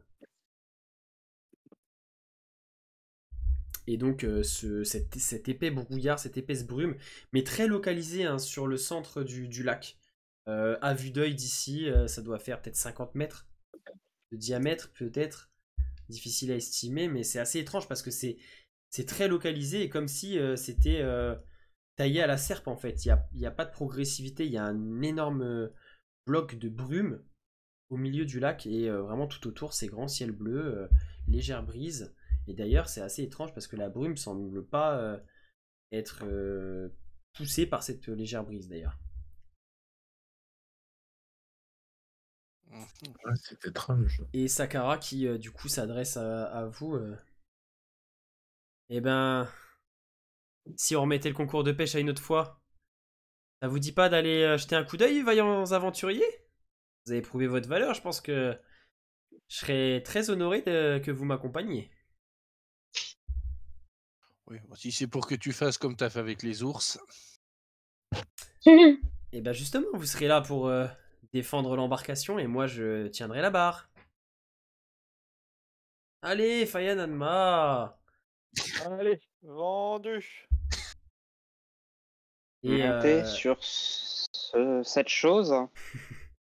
bon, Tout ce mystère m'intrigue. vous voyez quand même que son bateau, même s'il est pas super grand, il est assez rustique, il a l'air d'être quand même de bonne facture, il a pas mal navigué. Toi, Fayan Adma, tu sais que Sakara est quand même une navigatrice, alors en tout cas sur le lac, hein, c'est pas non plus le grand large, mais en tout cas sur le lac, elle le connaît comme sa poche, c'est vraiment une des meilleures pêcheuses, et puis c'est un peu, elle a vraiment ce petit brin de folie, ce côté un peu aventurière, et du coup, voilà, elle est un peu casse-cou, elle hésite pas, et tu sais qu'elle mène son bateau sans problème.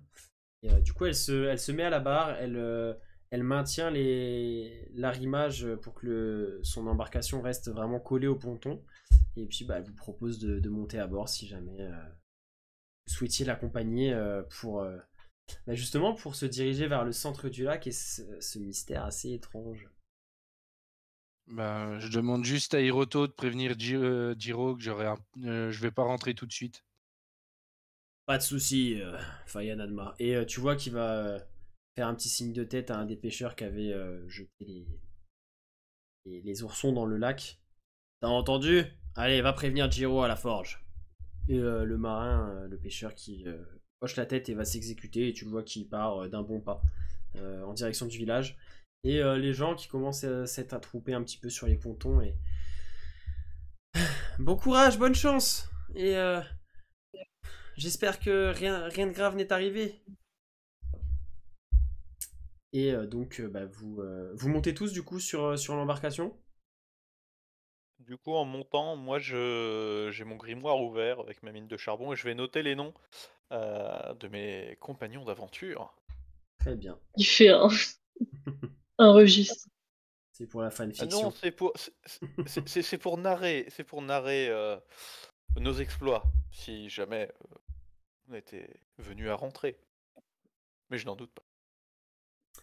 Et donc, donc vous embarquez, donc tout le monde embarque sur le bateau de Sakara qui va relâcher les amarres, pousser d'un coup de pied assez ferme sur le ponton et il reste que des petites vaguelettes, le lac qui reprend doucement son calme habituel et elle va, vous voyez, assez habilement déployer la voile, vous allez commencer à prendre légèrement de la vitesse, vous éloigner un petit peu des docks cette foule qui rapetisse petit à petit. Vous avancez du coup en direction du centre du lac et au fur et à mesure que vous approchez... On met combien de temps pour aller jusqu'au centre du lac? Petite dizaine de minutes. Ah, ouais. Pourquoi? Tant pis. Non, c'était savoir si ça pouvait compter comme un repos. Ah court non, ou, bah alors le lac est assez grand, Si je mais pouvais là... utiliser, si je pouvais utiliser mon champ du repos, mais vu que c'est sur un repos court. Non, vous mettrez ouais, 10 minutes, un quart d'heure, c'est pas non plus si loin que ça. Le bateau file à bonne allure. Vous voyez que Sakara, à moins que vous lui disiez que vous vouliez vous reposer, auquel cas c'est faisable. Hein. Mais sinon... Pas sur ça, pas là, sur un bateau, non. Dans tous les cas, si vous lui dites rien, elle va... elle est quand même assez curieuse de ce qui s'est passé. Et, le bateau va filer à bonne allure. Vous voyez qu'elle elle gère vraiment bien l'inclinaison de la voile et justement la quantité de voile qu'elle met pour vraiment mettre à profit cette petite brise. Et vous filez à bonne allure, vous fendez les flots en direction de ce nuage de brume qui, étrangement, vous savez, ça fait un peu l'effet arc-en-ciel. C'est comme si à chaque fois vous avez l'impression que vous approchez et que lui continue à s'éloigner. Ça va vous faire cette impression pendant quelques minutes et puis finalement vous voyez quand même que le bateau s'approche. Elle réduit un peu la voilure. Elle vous regarde. Sakara vous regarde. Qu'est-ce qu'on fait? On entre dedans directement ou... Et c'est vrai que de l'extérieur c'est assez opaque. Vous voyez pas grand chose dans ce nuage de brume. Alors, est-ce qu'avec des lumières dansantes, ça aide quelque peu à voir un peu plus loin, voir un peu plus... Alors tu peux... Voir mieux, en fait. Tu peux tenter... de les lancer, de voir ce que ça fait. T'as une portée de 36 mètres, donc pour l'instant, ouais, vous voyez qu'elle a complètement rentré la voile.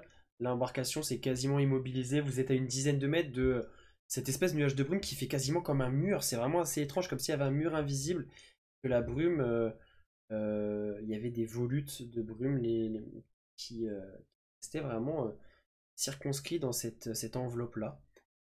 Et tu envoies tes lumières qui effectivement rentrent dans la brume. Ça éclaire légèrement, mais vous voyez pas grand chose de plus. Mais effectivement, tu vois quand même tes lumières briller, même quand elles sont à l'intérieur de cet espace-là. Okay. Bah, je vais en mettre deux entre guillemets de chaque côté du navire, à l'avant, au ras de l'eau, Ok, et deux un peu plus en hauteur, vraiment en face de nous. ça marche. Et du coup, si vous lui confirmez, Sakara va remettre un peu de voilure et le bateau va gentiment avancer à allure plus réduite et vous allez sans problème pénétrer dans cette espèce de nuage de brume. Et rapidement, malgré les lueurs de l'Odario, vous ne voyez plus à quelques mètres quoi. Vous voyez, même ceux qui sont à l'arrière du bateau, vous voyez à peine l'avant. Vous êtes vraiment dans un brouillard à couper au couteau. L'embarcation avance doucement. Et au bout de 2-3 minutes, dans cette ambiance vraiment pesante, il n'y a plus aucun bruit. Tout est étouffé. Tout le monde s'étue. Sakara est très concentrée sur ce qu'elle fait.